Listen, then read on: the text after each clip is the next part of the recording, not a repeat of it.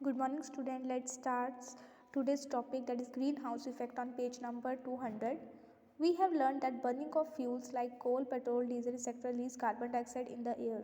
Student आपको ये पता है कि जब फ्यूल्स बर्न होते हैं, जैसे कि कोयला हो गया, पेट्रोल, डीजल, जब ये बर्न होते हैं तो कार्बन डाइऑक्साइड रिलीज करते हैं हवा में, ठीक है. दिस में result in a great problem of air pollution in the future. जिससे क्या होता है, बहुत एयर पोल्यूशन कॉज हो रहा है, ठीक है. एक ग्रेट प्रॉब्लम बनता जा रहा है with an alarming rise in the industries, factories, vehicles on the road etc. more fuel is burned today. और जितना ज़्यादा जो है अलार्मिंग इंक्रीज राइज, मतलब जितने ज़्यादा ये फैक्ट्रीज, इंडस्ट्रीज, व्हीकल्स है जो है बढ़ रहे हैं, उतना ही ज़्यादा फ्यूल जो है वो बर्न हो रहा है, जिसकी वजह से उतना ही ज़्यादा एयर पोल्यूशन बढ़ रहा है. As a result extra carbon dioxide is entering into the atmosphere, जिसकी वजह से ज़्यादा कार्बन डाइऑक्साइड हमारे एटमॉस्फेयर में एंटर कर रहा है. Carbon dioxide allows the sun rays to reach the earth surface but prevent the heat given out by the ground from the escaping. जिसके परिणाम स्वरूप स्टूडेंट क्या हो रहा है, जितना ज़्यादा कार्बन डाइऑक्साइड हमारे एटमॉस्फेयर में एंटर करेगा, कार्बन डाइऑक्साइड क्या करता है, ये सन की रेज को, ठीक है, अर्थ सरफेस से जो है बाहर नहीं जाने देता, ठीक है. उनको आने तो देता है but prevent the heat given out by the ground from the escaping. लेकिन उन हीट को, सन की हीट को ग्राउंड पे तो आने देता लेकिन एस्केप नहीं होने देता, जिससे क्या होता है, हमारे जो अर्थ का सरफेस है वो और भी ज़्यादा वार्म हो जाता है. तो ये जो वार्मिंग है हमारे अर्थ सरफेस का, हीट के ट्रैप होने की वजह से कार्बन डाइऑक्साइड जो है वो हीट को ट्रैप कर रहा है, ठीक है, जो हमारे अर्थ एटमॉस्फेयर में प्रेजेंट होती है. इसको क्या बोला जाता है, greenhouse effect. So greenhouse effect students क्या है, हमारे अर्थ सरफेस का वार्म आउट हो जाना due to the trapping of heat के ट्रैप होने की वजह से, जो कौन करता है, carbon dioxide. So as a result of the greenhouse effect the temperature of the earth is increasing. और ग्रीन हाउस इफेक्ट की वजह से जो है हमारे अर्थ का टेम्परेचर क्योंकि बढ़ रहा है, इसको क्या बोला जाता है, ग्लोबल वार्मिंग.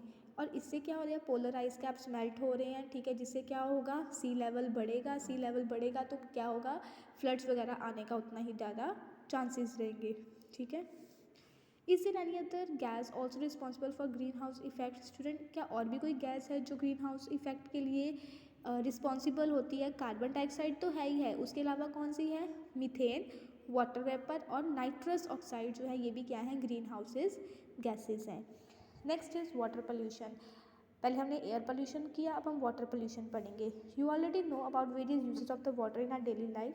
स्टूडेंट आपको हमारी डेली लाइफ में हम क्या क्या वाटर का यूज़ करते हैं उससे तो वो तो आपको पता ही है. You have also studied about different ways in which we add contaminants like soap, shampoo, detergent etcetera to the water. और आपको ये वेज भी पता है कि कैसे हम जो है पानी में जो है ये सब चीज़ें ऐड करते हैं, उनको गंदा करते हैं, कंटेमिनेट करते हैं. This water containing waste is known as the sewage. So ये वाटर जिसमें वेस्ट कंटेन होता है, इसको क्या बोला जाता है, सीवेज. स्टूडेंट ये आपको पूछा जा सकता है, what is sewage. The water containing waste is known as the sewage. And every day thousand of harmful substances get mixed with water in our rivers. और इसी तरीके से हर दिन स्टूडेंट बहुत सारे हार्मफुल सब्सटेंसेस जो हैं रिवर के अंदर मौजूद पानी में मिक्स हो जाते हैं.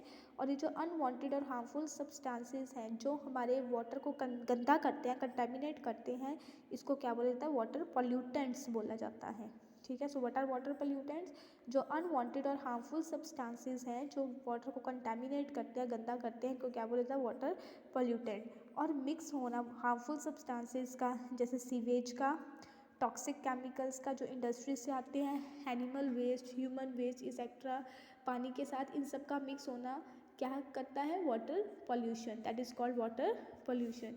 ये देखो आपको यहाँ पे पॉल्यूटेड वाटर की फिगर दिखाई गई है, पानी कितना गंदा कर रखा है, ठीक है, बहुत सारी चीज़ों के साथ ये वाटर जो है मिक्स हो रखा है. सो वाटर पॉल्यूटेंट में आइदर डिजॉल्व इन वाटर और रिमेन सस्पेंडेड इन वाटर. जो भी स्टूडेंट वाटर पॉल्यूटेंट होते हैं जो पानी को गंदा करते हैं, या तो वो पानी में अच्छे से मिक्स हो जाते हैं, ठीक है, या फिर वो पानी के ऊपर ही तैरते रहते हैं, remain suspended in the water. Many disease causing germs are present in polluted water. और गंदे पानी में स्टूडेंट बहुत सारे डिजीज़ जो है कॉजिंग जर्म्स भी होते हैं, ठीक है. They deteriorate the quality of the water. ये वाटर की क्वालिटी को क्या करते हैं, बिल्कुल ही गंदा खराब कर देते हैं. Next is river Yamuna, one of the most polluted reverse in the world. Student आपको पता है कि यमुना नदी आजकल सबसे ज़्यादा पॉल्यूटेड नदी बन गई है दुनिया की. सो इसके बारे में पढ़ते हैं। Do you know about 57 million people depend on the river Yamuna for water. लगभग स्टूडेंट्स 57 मिलियन जो पीपल हैं वो रिवर यमुना के वाटर पे डिपेंड करते हैं। In Delhi river Yamuna accounts for about 70% of the water supply. Delhi में स्टूडेंट यमुना जो है लगभग 70% जो है वाटर जो है सप्लाई करता है। But unfortunately it is one of the most polluted river in the world. लेकिन ये दुर्भाग्य की बात है कि स्टूडेंट आज ये सबसे मोस्ट पॉल्यूटेड जो है रिवर बन गई है दुनिया की। There are various reasons for Yamuna being polluted, और इसके बहुत सारे कारण हैं जिनको अभी हम पढ़ेंगे। So let's see. फर्स्ट है raw sewage from the homes, industries, factories, building etcetera flow directly into the Yamuna. इसका पहला रीज़न क्या है स्टूडेंट की जो रॉ सीवेज है, सीवेज अभी हमने पढ़ा वाटर डिटर्जेंट सोप्स का वाटर को कंटेमिनेट करना जो घरों से आता है या इंडस्ट्री से, फैक्ट्री से, बिल्डिंग से, जो ये गंदा पानी है ये क्या करता है सीधा ही यमुना नदी में जो है वो फ्लो कर जाता है। नेक्स्ट है पीपल थ्रो प्लास्टिक और other unwanted material in the river. इसके अलावा जो पीपल है वो प्लास्टिक फेंकते हैं या दूसरे अनवांटेड मटेरियल वो भी कहाँ फेंक देते हैं, रिवर में फेंक देते हैं। So although many attempts have been made by the government to clean up the Yamuna but the efforts are proving to be futile. Student बहुत सारे अटैम्प्ट किए गए हैं यमुना नदी को साफ़ करने के लिए सरकार द्वारा, लेकिन सारे ही जो है फुटाइल मतलब बेकार हो गए, सारे एफर्ट ही जो है वेस्ट हो गए हैं। This is because Yamuna continues to be polluted with the garbage, क्योंकि इसका कोई कंट्रोल ही नहीं है। जो नदी जो है पॉल्यूट हो रही है वो होती ही जा रही है, कभी गार्बेज से तो कभी पेस्टिसाइड से, बायोलॉजिकल केमिकल वेस्ट से जो है ये पॉल्यूट होती जा रही है। So the river has become so polluted that the water treatment facilities are not able to remove all the pesticide and other pollutant from the water completely. और student river जो है वो इतनी ज़्यादा पॉल्यूटेड हो गई है कि जो वाटर ट्रीटमेंट पानी को साफ़ करने की जो फैसिलिटीज़ है वो भी उसको साफ़ नहीं कर पा रही, जो भी उसमें पेस्टिसाइड्स मिक्स्ड हैं या जो और भी जो पोल्यूटेंट मिक्स्ड हैं, ठीक है, वो उसको भी साफ़ नहीं कर पा रही है। Government is taking major steps like rebuilding and repairing sewage system and drains that empty into the Yamuna. इसके लिए सरकार ने और भी मेजर स्टेप्स उठाए हैं, जैसे सीवेज सिस्टम्स जो है, ड्रेनेज सिस्टम जो है वो रीबिल्ड किए गए हैं, रिपेयर किए गए हैं, जो कि एम्प्टी होंगे, that empty into the Yamuna. Next है implementation of Yamuna action plan. एक यमुना एक्शन प्लान जो है चलाया गया है जिससे जो है नदी को साफ़ करने के लिए जो है एफर्ट्स लगाए जा रहे हैं। Next is causes of the water pollution. अब वाटर पोल्यूशन के क्या क्या कारण हैं। So first one is the untreated sewage. जो सीवेज है उसको उस पर कोई ट्रीटमेंट नहीं की जाती, कोई उस पर जो है उसको डिस्पोज करने से पहले जो है साफ़ नहीं किया जा रहा पानी को। So many villages and small towns do not have the sewage treatment plant. बहुत सारे ऐसे गांव हैं, छोटे टाउन्स हैं जहाँ पे सीवेज ट्रीटमेंट प्लांट्स है ही नहीं। तो सीवेज जो है वो सीधा कहाँ जाता है, नदियों में जाता है। और ये जो अनट्रीटेड सीवेज होता है इसमें बहुत सारे हार्मफुल जर्म्स होते हैं और इससे क्या होता है बहुत सारी बीमारियाँ फैलती हैं, जैसे typhoid, cholera, gastroenteritis, jaundice etcetera, and the water becomes unfit for the drinking. और जिसकी वजह से क्या होता है पानी जो है पीने योग्य नहीं रहता। Next is the toxic waste from the factories. Student factory से भी जो गंदा पानी आता है वो कहाँ जाता है, सारा रिवर में जाता है और इस तरीके से इसको पॉल्यूट करता है। So industries engaged in the manufacture of paper. वो इंडस्ट्रीज जो क्या बनाती है, पेपर बनाती हैं, टेक्सटाइल कपड़ा बनाती है, leather, varnishes, paints, car, batteries, जो ये सब बनाती है, ये भी क्या करती है, सब टॉक्सिक वेस्ट जो है रिलीज़ होते हैं, ठीक है, और ये सब कहाँ जाते हैं, सीधा रिवर और लेक्स में। सो दीज वेस्ट में कंटेन हाईली टॉक्सिक सब्सटेंसेस। इन वेस्ट में जो है स्टूडेंट बहुत टॉक्सिक सब्सटेंसेस होते हैं, जैसे कि लेड हो गया, मर्करी, आर्सेनिक और देयर कंपाउंड। ये सब क्या करते हैं, पानी को कंटेमिनेट करते हैं रिवर्स में, लेक्स में, और वहाँ पे जो एक्वेटिक लाइफ है यानी कि प्लांट्स और एनिमल दोनों को ही इफ़ेक्ट करते हैं और इवन उनकी डेथ भी हो जाती है इन टॉक्सिक सब्सटेंसेस की वजह से, ठीक है। Next is fertilizers. You already know that the farmers use fertilizer to improve the soil fertility and pesticide and insecticide to protect the plant from the various diseases.